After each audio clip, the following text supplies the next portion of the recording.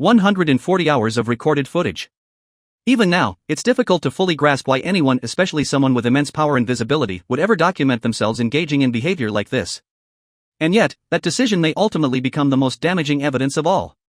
The people who are currently defending him with the loudest voices may not remain so vocal once the full scope of what exists is revealed. When 50 Cent's Netflix documentary Sean Diddy Combs, The Reckoning was released, it sent shockwaves through the industry and instantly flipped the public narrative surrounding Diddy. However, as explosive and controversial as that documentary was, it barely scratched the surface. Many of the most disturbing allegations were never included. The powerful individuals who allegedly helped build, protect, and shield Diddy's empire were never identified. Claims of involvement in violent crimes were only briefly mentioned, if at all. Kim Porter's autopsy report was completely left out. Alleged leaked voicemails tying Diddy to Tupac Shakur's murder were never aired. Today, we're breaking down everything that was omitted and explaining why those omissions may be just as important as what was shown. I got my MTV out. Savage! I'm a savage! Oh! I'm a savage! Whatever I want, I'm going to get! Whatever I want, I have to get!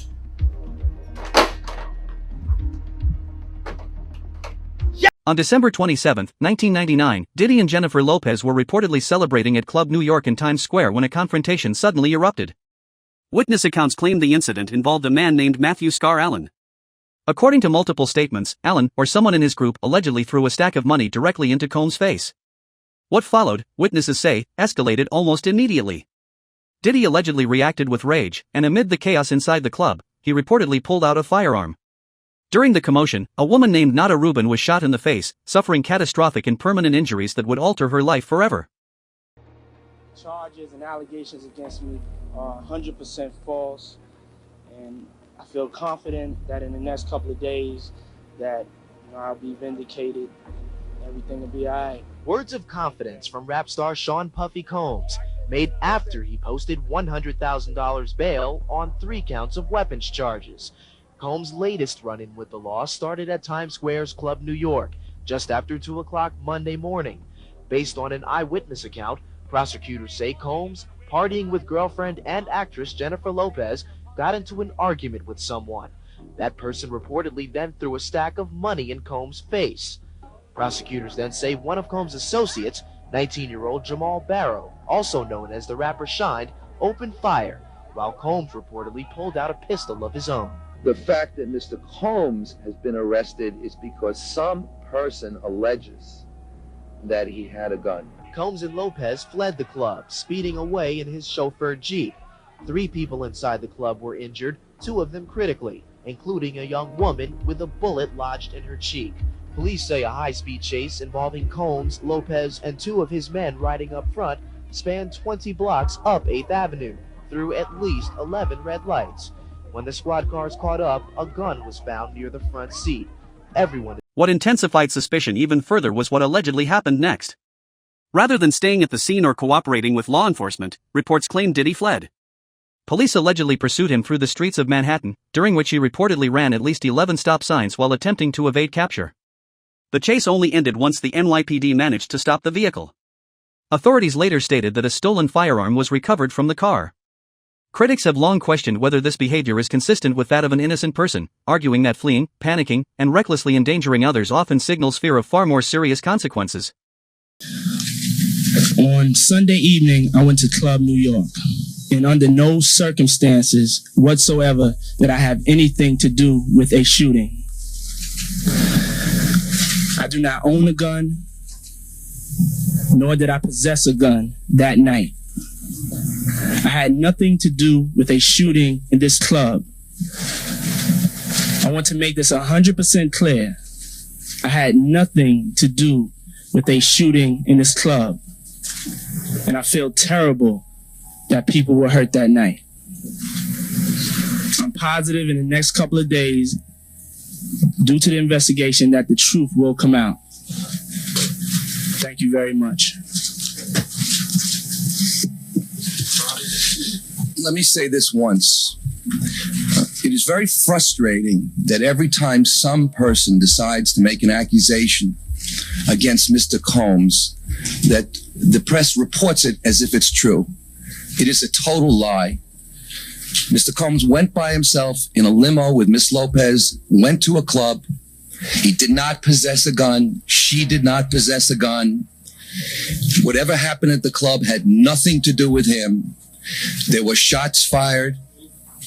And when he went outside and he was whisked into a car in the back of the car with Miss Lopez, the gun was found in the front where two other people were.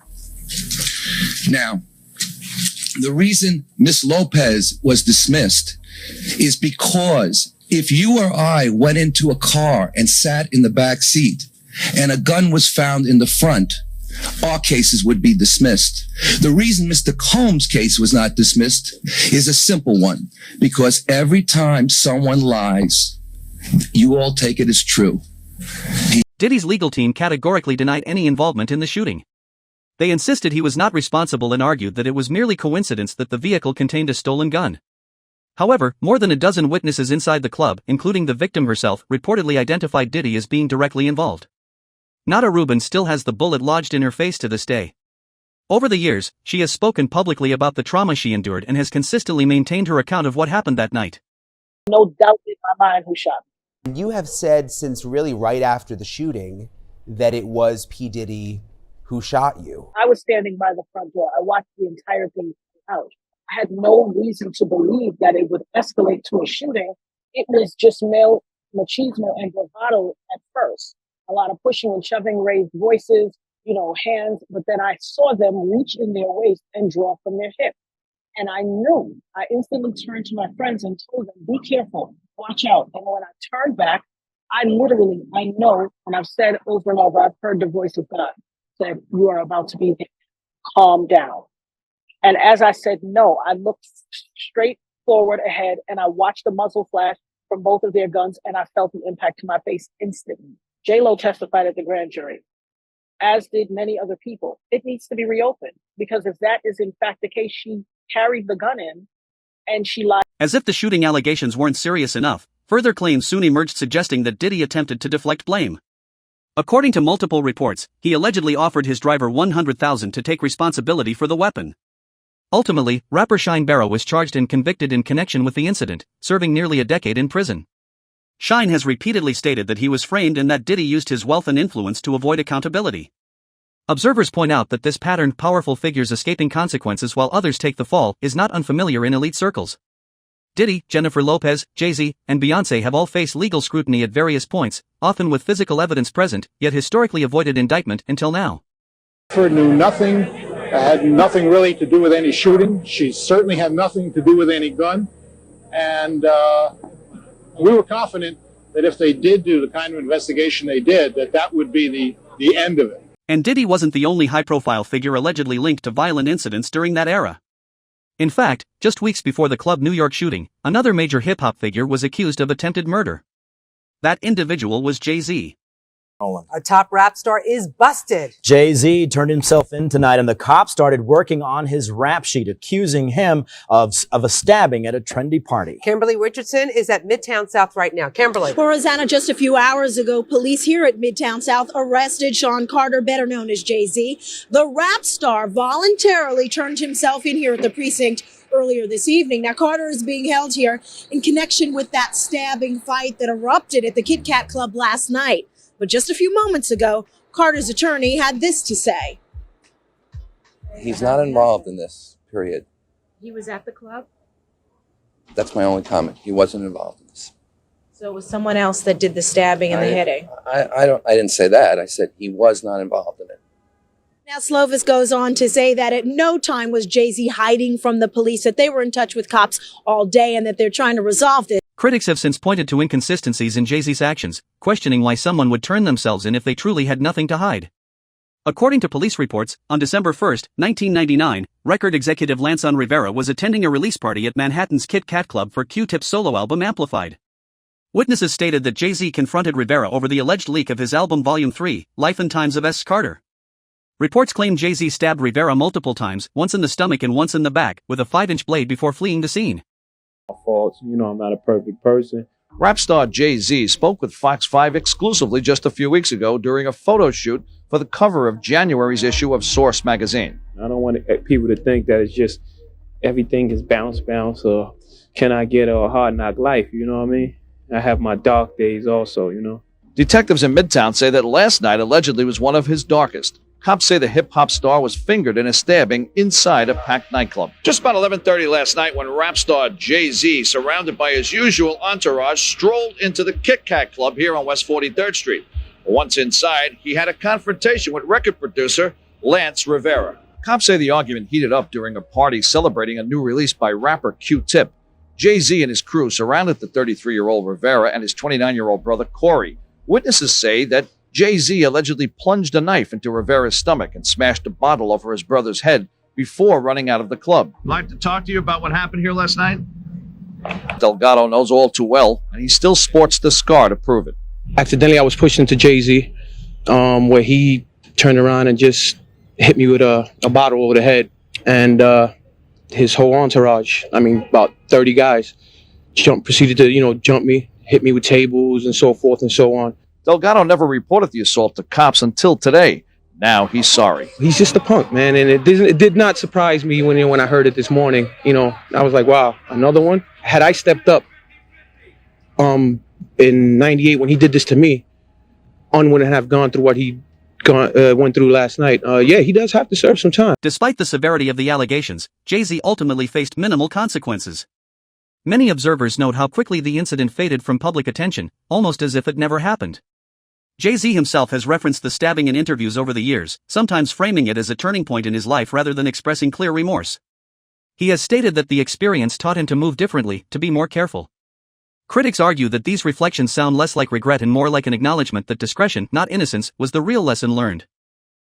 You had an incident with Rivera, where you pled guilty to charges of, I don't remember exactly the charges, assault with a deadly weapon? Is it? They would have never let me be out here with you if that was the case. You stabbed him. Okay, all right. Do you feel like that was a mistake in hindsight? I believe that was the greatest thing ever. This is gonna sound crazy, but I believe that helped me. You know what I'm saying? Because that put the brakes on everything. That let me know that no matter how successful you are and how much you're on your road, it can all stop. You know what I'm saying? At the end of the day, you still kid from Marcy Projects, and not everybody they waiting for you to mess up. You know what I'm saying? Like it's just go ahead. You know what I'm saying? We let you just go ahead and self-destruct yourself. You know what I'm saying? But that right there was a moment I was like, okay. And I'm glad it didn't have to take for me to be in jail for like 7 years to be like, damn. This distinction is why many believe the comparison between Jay-Z and Diddy is critical. Diddy, critics argue, never learned when to stop talking or how to operate quietly. Jay-Z, on the other hand, allegedly learned how to move in silence. According to figures like Gene Deal and even 50 Cent, Jay-Z is rumored to be far more calculated and potentially more dangerous because he understands how power functions behind closed doors. That the people in power had gave that reign to Diddy, and Jay was next in line. So to separate him, when in fact they may be two of the same, but because Jay-Z is low-key, that low-key sneaky shit, and Diddy is, and was, rambunctious, just out with it. It don't mean that they not two of the same. One just a little quieter with his shit. What happened at the basketball game? When they ran into, you guys ran into Jay-Z? They was talking amongst each other about their little white girls. They little skinny white girls. And I mean, did Diddy always say negative things about Jay around you? The time he was trying to get Ja Rule to go at Jay, yeah.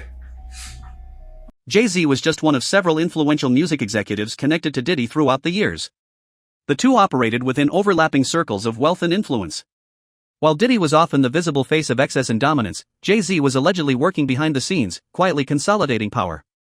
Observers argue that the unsettling reality is that Jay-Z wasn't the only one operating this way. Amen. Shout out to Diddy, Happy New Year. You know what it is, DJ Khaled, it's all about victory. I'm going in. You better believe it. Shout out to Def Jam, we the best. You know what it is. It's 2010, baby. It's the takeover. I'm going in. Happy New Year to the whole planet. God is the greatest. Real talk. And you know, I mean, if there's anything that somebody can say better than that, I'm all ears. But with that being said, continuous blessings to the whole entire universe. Let's do it way big. I want to give a shout out to my brothers that have been inspiring me. They've been my friends for a long time. One of my best friends in the whole world, Busta Rhymes in the house. You know what I'm saying? He's been my friend for a long time, ever since I was like 12. To fully grasp how extensive Diddy's alleged reach was, it's necessary to examine his political connections. Over the years, Diddy has been photographed alongside multiple U.S. presidents, including Barack Obama, Bill Clinton, and Donald Trump. All three have attended events or social gatherings linked to him. These associations raise uncomfortable questions about how Diddy gained such proximity to power and why those relationships were rarely scrutinized. Apologize for not sweating, but I do this so much. I'm so cool. I just want y'all to see everybody I'm interviewing is sweating. I'm not even touching my brow. I'm so cool, and I want to apologize. I ain't trying to make you look bad or nothing like that, but I'm just so cool. We wearing a t-shirt. I tell you, if he was wearing one of those fancy designer clothes he's designer, he'd be sweating just like me. The guy's good. The guy's good, y'all. Let's give it up for him. You know, he's a good friend of mine. He's a good guy. Donald Trump's past comments about Diddy have resurfaced following Diddy's arrest and indictment on sex trafficking charges. In a 2012 episode of The Celebrity Apprentice, Trump publicly praised Combs. During the episode, contestant Aubrey O'Day discussed her experience working under Diddy and Donnie Kane. When she hesitated to speak freely, Trump stepped in to defend Diddy, portraying him as a respected businessman and mentor. I'm a very strict and focused businesswoman because working for Diddy for 6 years trained me to have to be perfect. Working for Diddy? Absolutely. I love Diddy. You know, he's a good friend of mine. He's a good guy. He expects. Is he a good guy?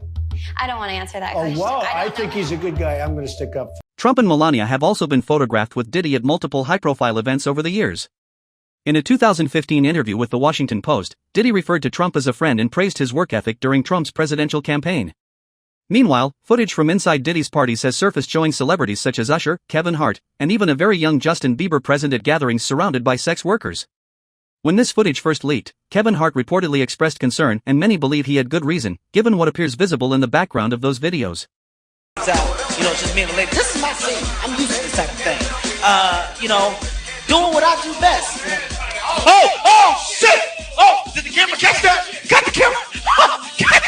Got the camera! All right, okay. First of all, I know it looks bad with me running into the camera, okay? It was Puffy's party.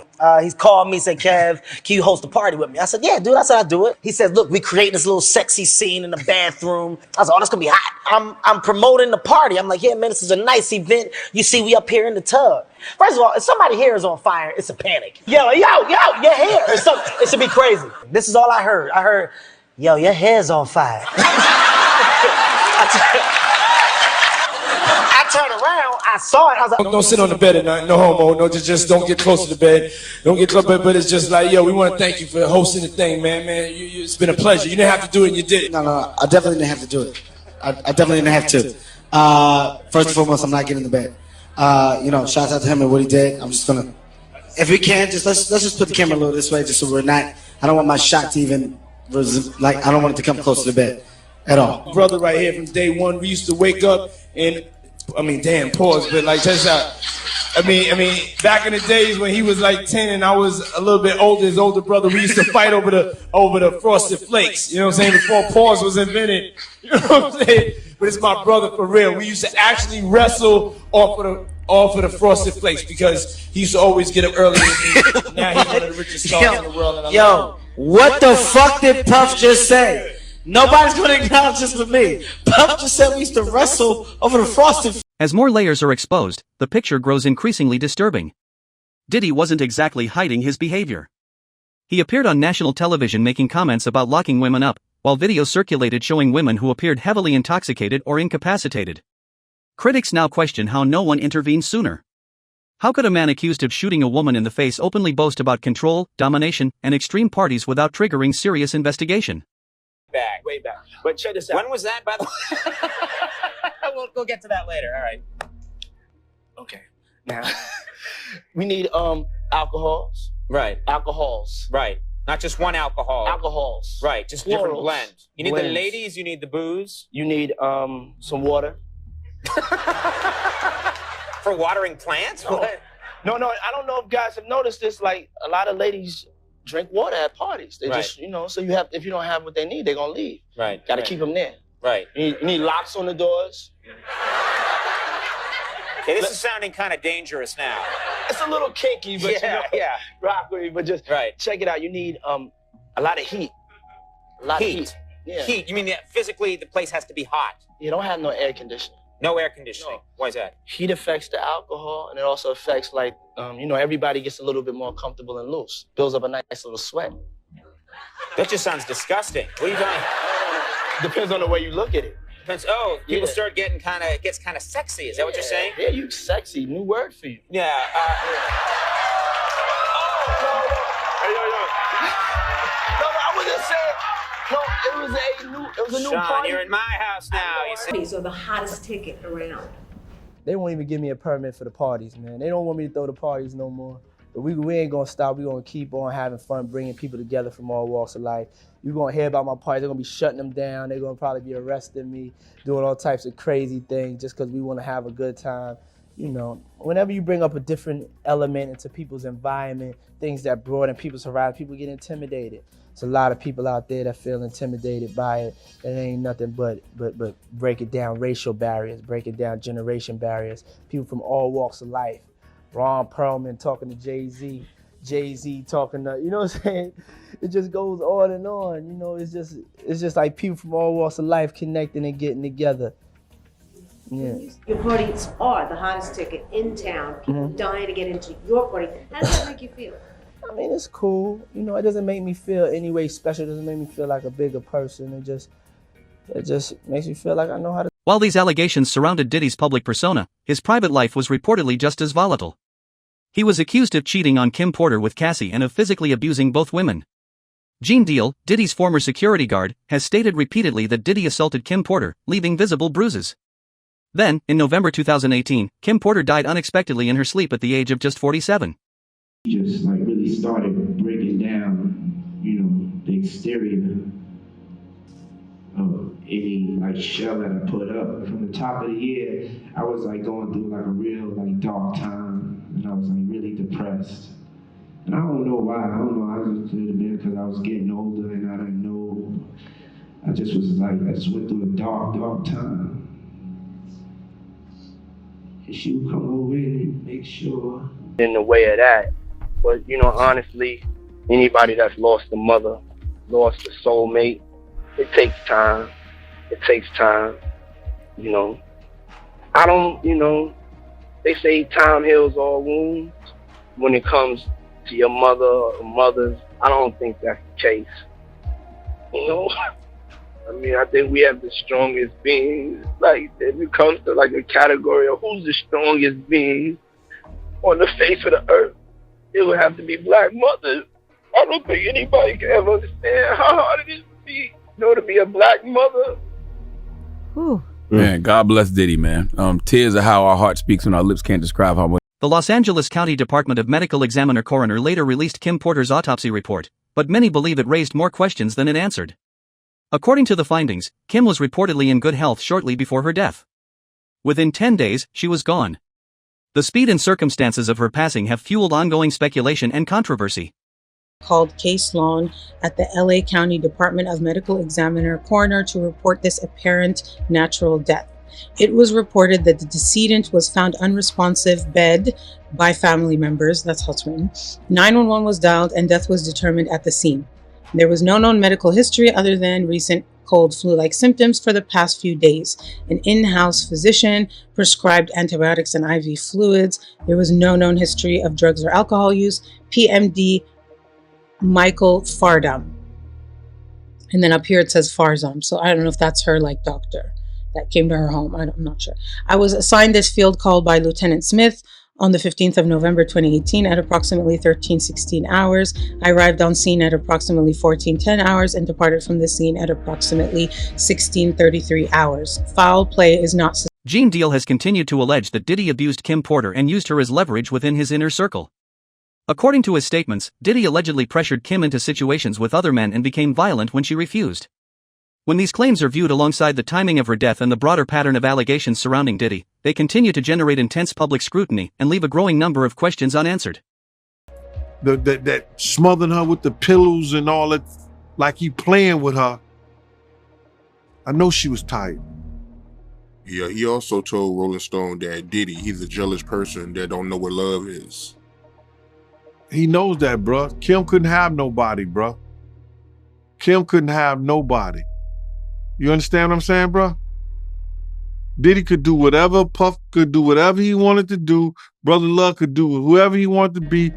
If Kim ever tried to get with somebody, Puff would interfere with them or with her trying to be with them. He wasn't letting that happen. Unless he was bringing them to the picture. That's what he used Kim for, bro. He wanted to make a deal with somebody. He'll get another girl and a guy that he's trying to make a deal with, and him and Kim, they all party together. Man, he used Kim for that shit, bro. Wow, so he used Kim for that? Yeah, bro. Yeah. You don't do that to somebody you're supposed to love.